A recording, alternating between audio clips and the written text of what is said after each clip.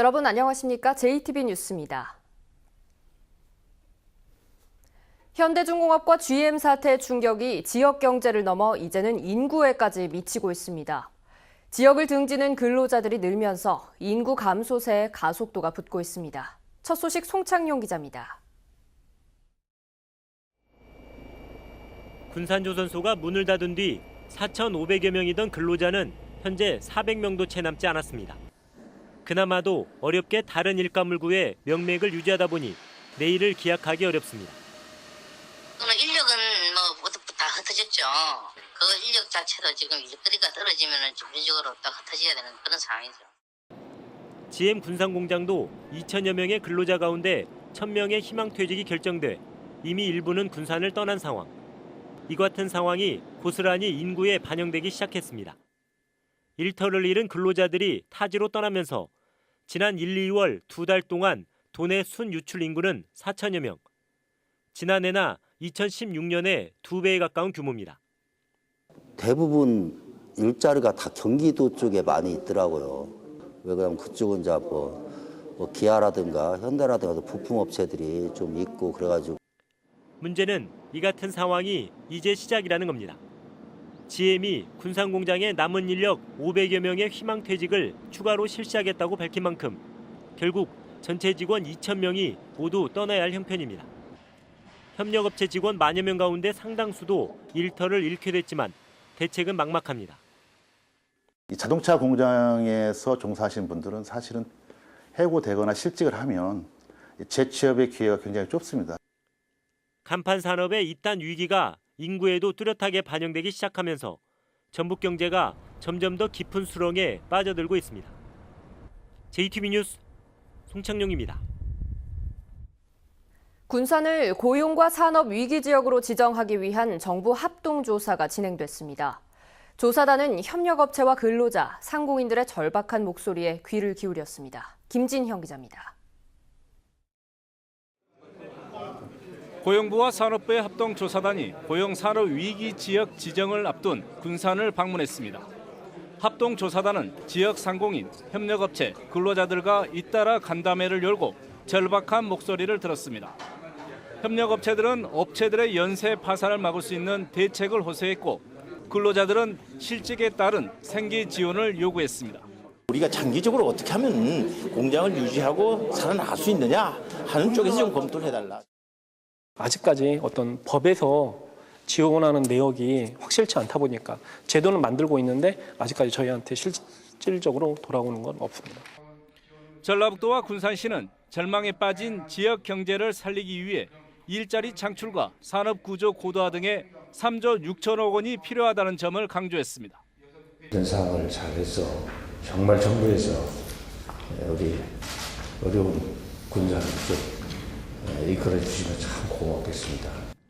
합동조사단은 군산조선소와 GM 공장에 잇따른 폐쇄로 직격탄을 맞은 산업단지 부근의 온룸촌 등을 둘러봤습니다. 군산 상황에서 어떤 것들이 도움이 되고 정부에 줄 수 있는 것들이 있는지를 좀 더 보고 확인하는 그런 시간을 갖도록 하겠습니다. 정부는 실사단의 조사를 바탕으로 다음 달 관계장관 회의를 거쳐 군산을 산업위기 대응 특별지역과 고용위기 지역으로 최종 지정할 예정입니다. JTB 뉴스 김진영입니다. 최근 논란이 되고 있는 이른바 봉침 목사 문제와 관련해 전주시가 공지영 작가를 고발하기로 했습니다.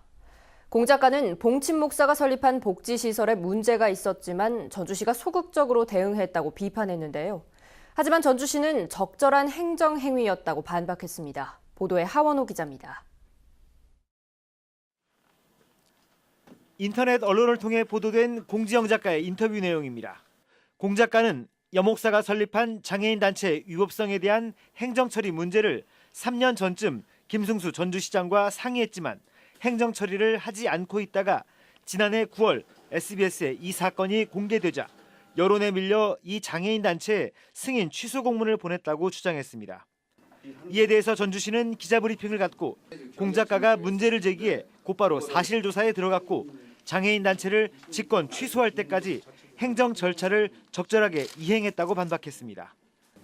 또 행정 절차를 따라가다 보니 또 시일이 조금 걸릴 수는 있지만 그 절차를 이행하기 위해서 지금까지 성실하게 그 행정 처리를 했다고 생각하는데, 이에 대해서 공지영 작가는 전주시가 행정 처리에 시간을 끌었다고 반박하고 있습니다.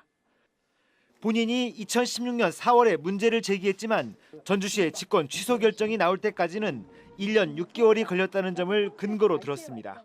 전주시가 시간을 끌면서 이걸 법제처에다 이 쉬운 문구를 의뢰한다고요. 이런 짓을 2년을 끌었다고요. 이게 절차상입니까?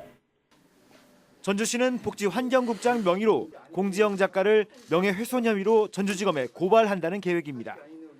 공 작가는 봉침 논란의 진실을 밝히기 위해서 전주시에 양자 토론을 제안했습니다. JTB 뉴스 하원호입니다. 요즘 미세먼지 때문에 학교에서는 체육 수업을 실내에서 하고 있는데요. 실내 체육 시설이 턱없이 부족합니다. 또 학교 내 공기정화 시설 설치율도 30% 선에 머물고 있습니다. 조창현 기자입니다. 전주시 외곽의 작은 초등학교. 미세먼지 때문에 체육 수업을 간이 체육실에서 진행하고 있습니다. 교실 2개에 담을 헐어 만든 다목적실로 넓이와 높이가 체육 수업을 하기엔 충분하지 않습니다. 작아서 마음대로 뛰어다닐 때 불편하고, 그리고 체육실이 높이가 낮아서 꽁놀이 할 때 천장에 부딪혀서 안 좋아요. 그래서 체육실이 큰 곳이 있었으면 좋겠어요. 지난해 말 기준으로 도내 770여 개 학교 가운데 대형 체육관이 없는 학교는 230여 곳. 체육관이 없는 곳은 소규모 체육관이나 교실을 개조해 만든 간이 체육실을 대체 공간으로 활용하고 있습니다. 소규모 체육관은 고사하고 이처럼 간이 체육실조차 없는 학교가 도내 32개 학교나 되는 것으로 나타났습니다. 또 초중고등학교의 공기정화시설 설치율도 겨우 30%를 웃돌고 있습니다. 교육당국은 미세먼지의 위험성이 높아지면서 학교 환경 개선 사업을 추진하고 있지만 문제는 예산입니다. 모자란 체육관을 짓는 데만 3천억 원이 필요합니다. 교육부 쪽에도 예산 지원을 요청하고 있고, 그다음에 문체부, 국민체육진흥공단 쪽에도 노크를 하고 있고, 일단 국가 예산을 좀 확보하기 위해서 노력하고 있습니다. 그리고 지자체와의 대응 투자 쪽도 많이 논의하고 있습니다. 미세먼지 발생 빈도는 해마다 늘고 있지만 교육시설 개선 사업은 뒤처지고 있어서 자칫 소 잃고 외양간 고치는 식이 되지 않을까 우려됩니다. JTB 뉴스 조창현입니다. 축산 분유의 악취가 익산 고농도 미세먼지의 근본 원인으로 추정된다는 점 보도해드린 바 있죠. 이를 뒷받침하는 연구 결과가 계속 나오고 있어서 미세먼지 저감 대책에 새로운 접근이 요구됩니다. 주혜인 기자입니다. 퇴비를 가득 실은 화물차가 밭으로 들어옵니다. 낫으로 포대를 뜯고 퇴비를 뿌리는 농민의 손길이 분주합니다.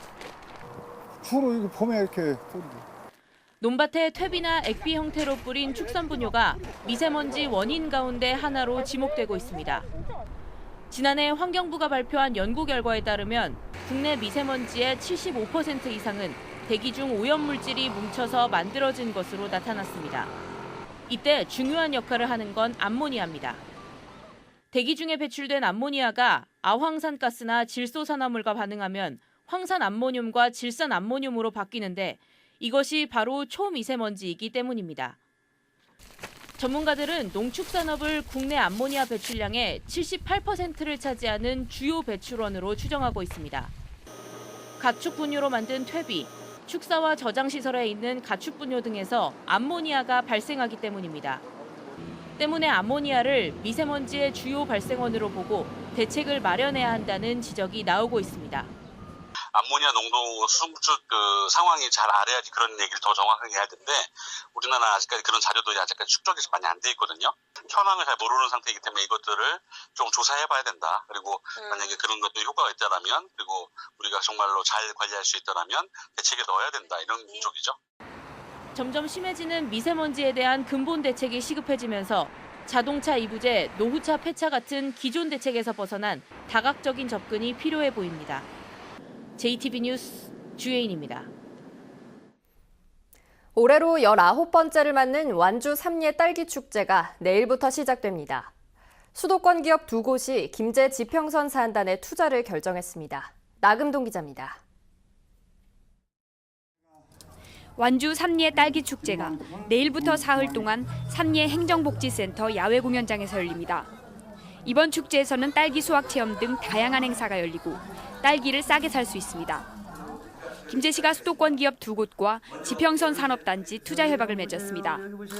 다진산업과 한길금속은 60억 원씩을 투자해 공장을 짓고 모두 60여 명을 채용할 계획입니다. 남원시가 이달 말까지 버스 승강장에 태양광 가로 등 30개를 추가로 설치합니다. 지금까지 모두 115곳의 태양광 가로 등을 세운 남원시는 앞으로 설치 지역을 더욱 늘릴 계획입니다. 앞으로도 태양광 가로등 설치 대상을 확대하여 안전하고 편리한 대중교통 환경을 조성해 나가겠습니다. 진안군이 다음 달 14일 열리는 진안 홍삼 용담호 마라톤 대회 참가자를 모집합니다. 대회 접수는 다음 달 2일까지로 전국 마라톤협회 홈페이지를 방문하거나 진안군 체육회를 통해서 할 수 있습니다. JTB 뉴스 나금동입니다. 김승수 전주시장이 예상보다 빨리 전주시장 예비 후보로 등록해 선거전이 본격화할 것으로 보입니다. 전주시는 김승수 전주시장이 오늘 오전 전주시 완산구 선거관리위원회에 예비 후보로 등록하고 당내 경선 준비에 들어가 전주시는 부시장 직무대행 체제로 들어갔다고 밝혔습니다. 지금까지 전주시장 예비 후보로는 더불어민주당 이현웅 후보, 민주평화당 엄윤상 후보가 등록했으며 김승수 시장이 가세함에 따라 본격적인 대결 구도가 형성될 것으로 보입니다. 민주당이 다음 달 8일 6.13 지방선거의 1차 공천 결과를 발표합니다. 민주당은 공천 신청자를 대상으로 서류 심사와 여론조사, 면접 등을 거친 뒤 후보자가 공천을 단독으로 신청한 선거구와 신청자가 정수보다 적은 기초의원 선거구의 공천을 확정해 오는 8일에 발표할 예정이라고 밝혔습니다. 민주당은 이어 9일부터 선거구별로 압축된 후보자들을 대상으로 본격적인 경선 체제에 들어가 최종 공천자가 확정되는 곳부터 추가로 공개할 계획입니다. 지난해 말 기준 송하진 도지사의 재산은 15억 2,400만 원으로 1년 전에 비해 1억 4,200만 원이 늘었습니다. 김승환 교육감의 재산은 1,000만 원 줄어든 6억 6,300만 원이었습니다. 도지사와 시장, 군수, 도의원 가운데 가장 많은 재산을 신고한 사람은 박우정 고창군수로 85억 원이었고 가장 적게 신고한 사람은 이항로 지단군수로 마이너스 7,900만 원이었습니다. 한국탄소융합기술원이 채용비리 혐의로 사표를 낸 정모 원장을 해임하고 후임자 모집 절차에 들어가기로 했습니다. 탄소융합기술원은 60일 안에 후임자를 선발할 계획으로 7명으로 임원 추천위원회를 구성하며 후임 원장이 결정될 때까지는 권한대행 체제로 운영한다고 밝혔습니다. 경기도의 한 돼지 농장에서 A형 구제역이 발생했지만 도내에서 해당 백신이 턱없이 부족해 예방 활동에 차질을 빚고 있습니다. 전라도는 오늘까지 어미돼지 11만 마리에 대해 A형과 O형 예방 백신을 긴급 접종하기로 했지만 백신이 부족해 비육돈 130만 마리는 평소와 같이 O형 백신만 접종하기로 했다고 밝혔습니다. 구제역 바이러스는 A와 O형 등 모두 7가지 유형이 있으며 평소 소와 염소는 A형과 O형을 접종하고 돼지는 O형만 접종하고 있습니다. 동료 교사들을 원망하며 세상을 등진 고등학교 교사 투신 사건을 수사해온 경찰이 교사 간 따돌림은 없었던 것으로 최종 결론 내렸습니다. 익산경찰서는 숨진 A 교사의 동료와 졸업생 등 30여 명을 조사한 결과 해당 학교 내 교직원 간 따돌림이나 부조리의 증거는 없었다고 밝혔습니다. 유족들은 지난달 A 교사가 동료에게 시달리다 극단적인 선택을 했다며 경찰에 관련자 처벌을 요구해 왔습니다. 지방선거를 앞두고 홍보성 기사를 싣는 대가로 돈을 주고받은 잡지사 관계자와 예비 후보가 적발됐습니다. 전라도 선거관리위원회는 지난해 말 군산시의원 예비 후보 A씨로부터 200만 원을 받고 표지 사진과 홍보성 기사를 실어준 잡지사 대표와 주필 등 3명을 공직선거법 위반 혐의로 검찰에 고발했습니다. 선관위는 또 군산시장 예비 후보와 또 다른 시의원 예비 후보 등 3명에 대해선 금품 수수 여부를 밝히기 위해 수사를 의뢰했습니다. 완주경찰서는 음주운전 사고를 내고 달아난 혐의로 42살 김모 씨를 불구속 입건했다고 밝혔습니다. 김 씨는 어젯밤 11시 40분쯤 전주시 서신동에서 면허 취소 수준인 혈중 알코올 농도 0.102% 상태로 정차 중인 차량을 들이받고 달아났다가 우연히 현장을 목격하고 추격에 나선 경찰에게 붙잡혔습니다. 오늘은 대체로 구름이 많은 가운데 오후부터는 빗방울이 떨어지겠습니다. 한낮 기온은 17도에서 21도로 어제보다 2, 3도가량 낮겠습니다. 미세먼지 농도는 나쁨 수준이 예상됩니다. 내일은 대체로 맑겠습니다. 다만 일교차는 크게 벌어지겠습니다. 아침 최저 기온은 6도에서 11도, 한낮 기온은 20도 안팎으로 오늘과 비슷하겠습니다. 당분간 대체로 맑고 포근한 가운데 일교차 큰 날씨가 이어지겠습니다.